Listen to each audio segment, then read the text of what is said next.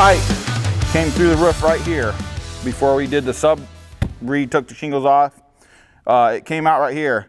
We moved it underneath so we can bring it out right in the center of our panel. Plumbing, especially this, is not something to be intimidated by.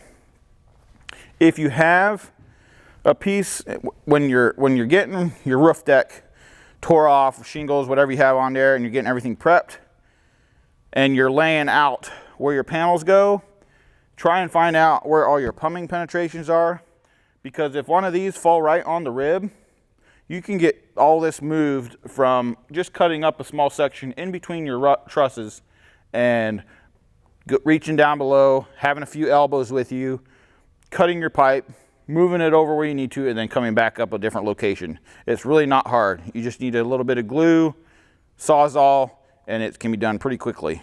So another thing, if you're doing new construction, they're putting standing seam on, you can get a lot of your standing seam on if you want, but if you can get out there and do trim work before they do dormers using the reverse J system, that's something that makes it real easy. Then you don't have to come back and take off any siding. Another thing is if you can lay out a portion of the roof and talk to your plumbers and say, if at all possible, can you put your pipe penetrations here? That way then when you do come to put your panels on, you don't have to worry about moving their pipe. It's already put where you wanted it put, and you can go from there. You don't have to put do any additions to that. Now that our pipe's there, we're going to go ahead and cut our panel. This one right here.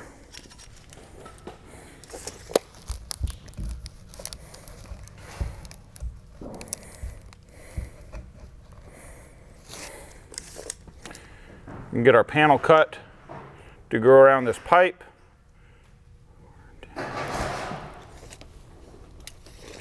From hooked on, we're at 5.5, 10 1/4.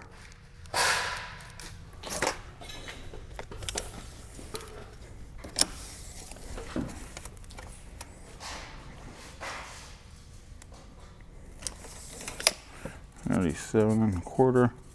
Okay, hold on. Do you want to go, Joe, catch him cutting? That work? Yeah, if that's important. Yep. Yeah.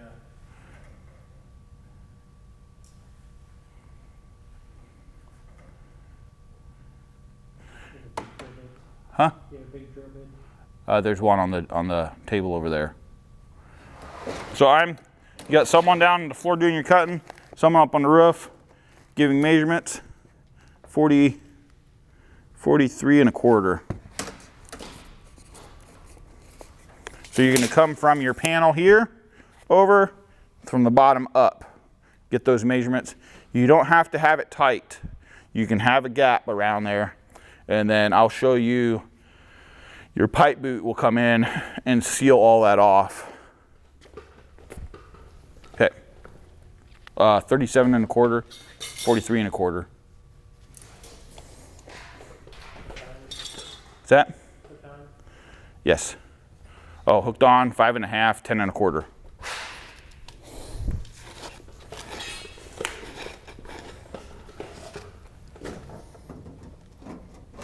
Let me give you a reference point for round.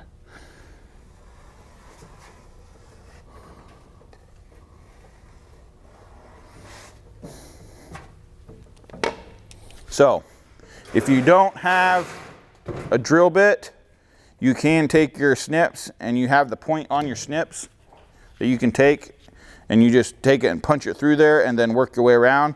If you have a drill bit,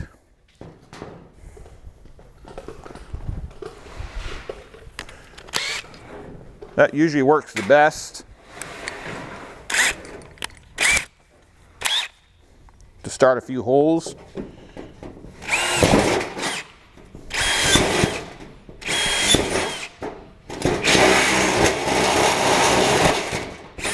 Getting your hole started like that.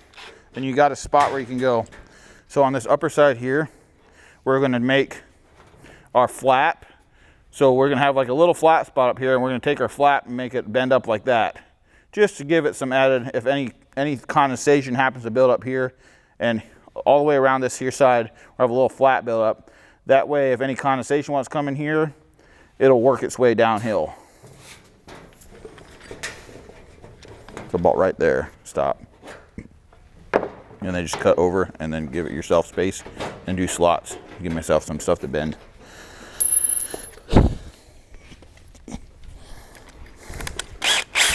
So while he's cutting that,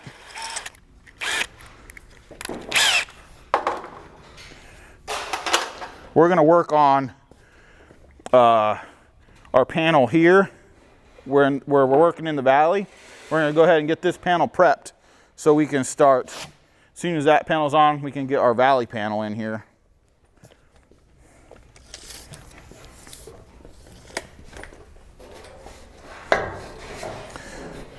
So I know you guys were watching how we were doing this. We did our hem, or we seamed this up. We put a pop riveted a L piece on here. And the reason we did that is we had a little V cut here, and we don't want any water to be able to come through there, so you seal off behind here and then you pop rivet this little piece of metal on there.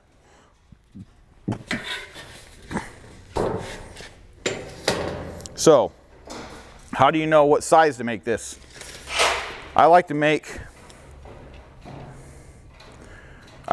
this panel where the top side of my valley is coming down, because we already have our panel on here. We went 16 inches over, and that's where we cut our valley piece there, because that valley can't come up over top of this. It doesn't want it to go underneath, because we have to put our bottom panel on to slide up underneath first, and then we'll have a top panel that goes on top to seal that all off. So we went over 16 inches, cut that off. That's why that piece is cut like that. So we're gonna get a measurement from the top side of this down to our drip edge, 49 inches. We got a piece, 49 inches.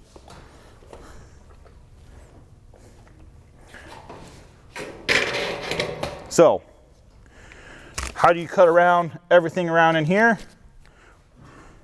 What you're wanting to do, you need to find out inside the J how far out it is to your fascia. We have 5 inches.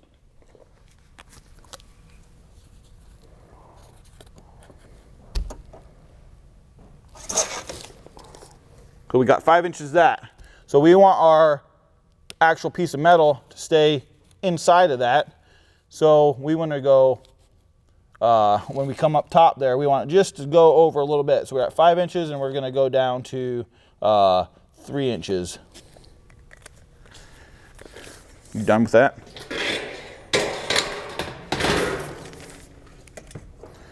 And we'll take our measurement from the eave up to where our fascia is tying into the roof. We're at 35.5 inches. And then where our valley is coming into the roof,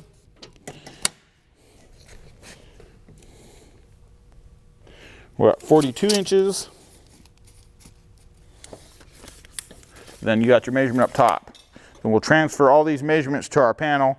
Then we know how to cut the back side of that, so everything is still up underneath the trim and everything, so it's all sealed off. But then you also have where your fascia cover come in, you'll tie that into your roof, seal that off. Your top panel will come down, seal that off. Okay. Yep. Go ahead and install our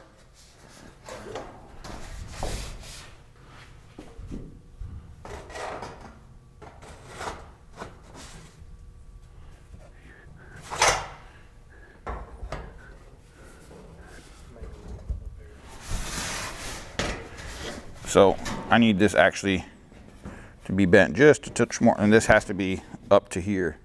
So you have to do a V cut up into here. So it has to be up to there. If you need to make, so this is a couple seams in there, we'll put silicone then around that part there. But we need to be a little bit bigger on that. Samuel, explain what just happened. So when we went to slide that over there, over the pipe, our cuts were just a bit too tight. So we have to adjust things just a little bit more, make so our opening on our panel is just a little wider. We need that to be just a little wider. Hey, thanks for checking out these videos. Hope what you learned was very valuable for you. If you've got any questions or comments or would like to see something else, please reach out on our email or on our website. Thank you.